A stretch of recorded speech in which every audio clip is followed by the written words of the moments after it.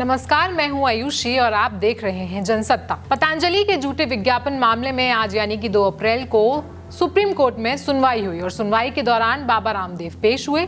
इसके अलावा पतंजलि आयुर्वेद के एमडी आचार्य बालकृष्ण भी देश की शीर्ष अदालत में हाजिर हुए और दोनों को कोर्ट ने कड़ी फटकार लगाते हुए कहा कि कोर्ट को गंभीरता से लें। कानून की महिमा सबसे ऊपर है और आपने सारी सीमाएं लांघ दी हैं। कोर्ट ने पिछली सुनवाई में दोनों को अवमानना का नोटिस जारी करते हुए कोर्ट में पेश होने का आदेश दिया था।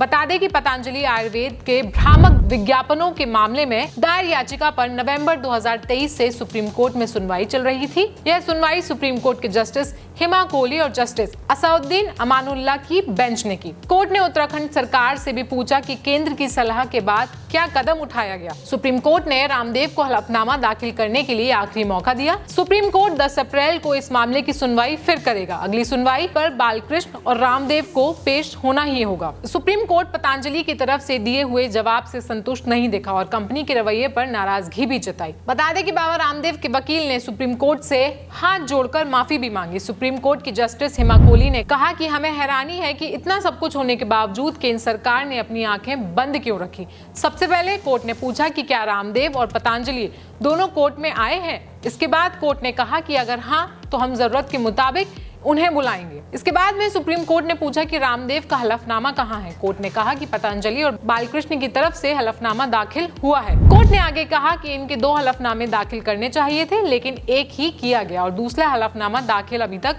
नहीं हुआ है। अवमानना नोटिस को लेकर सुप्रीम कोर्ट ने कहा कि हमने पहले कंपनी और एमडी को जवाब दाखिल करने के लिए कहा था और जब जवाब नहीं आया तब अवमानना का नोटिस जारी किया गया। बालकृष्ण के वकील से उनका एफिडेविट पढ़ने को कहा गया। इसके बाद सुप्रीम कोर्ट ने फटकार लगाते हुए कहा कि आपकी माफी काफी नहीं है। जब सुप्रीम कोर्ट में सुनवाई चल रही थी और तब भी पतंजलि विज्ञापन छापे जा रहा था।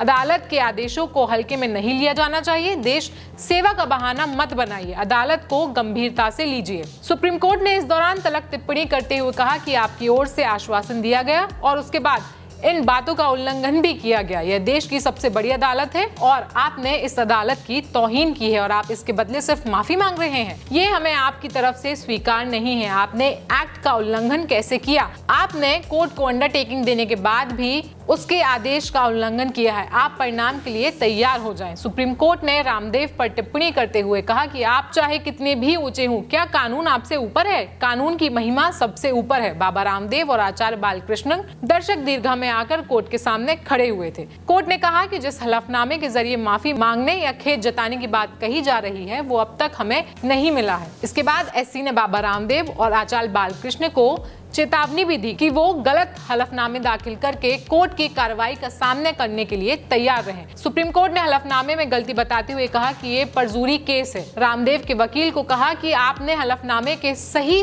तथ्य नहीं रखे हैं। अवमानना के अलावा कोर्ट में झूठा हलफनामा देने का भी केस आप पर चलाएंगे हम। बता दें कि supreme court Indian medical association IMA की ओर से 17 अगस्त 2022 को दायर की गई याचिका पर सुनवाई कर रहा था। इसमें कहा गया था कि पतंजलि ने कोविड वैक्सीनेशन और एलोपैथी के खिलाफ नेगेटिव प्रचार किया है। वहीं खुद की आयुर्वेदिक दवाइयों से कुछ बीमारियों के इलाज का झूठा दावा भी किया है। कैसा लगा आपको ये वीडियो? हमें कमेंट सेक्शन में बताएं। बाकी देश और दुनिया की खबरों के लिए देखते रहें जनसत्ता।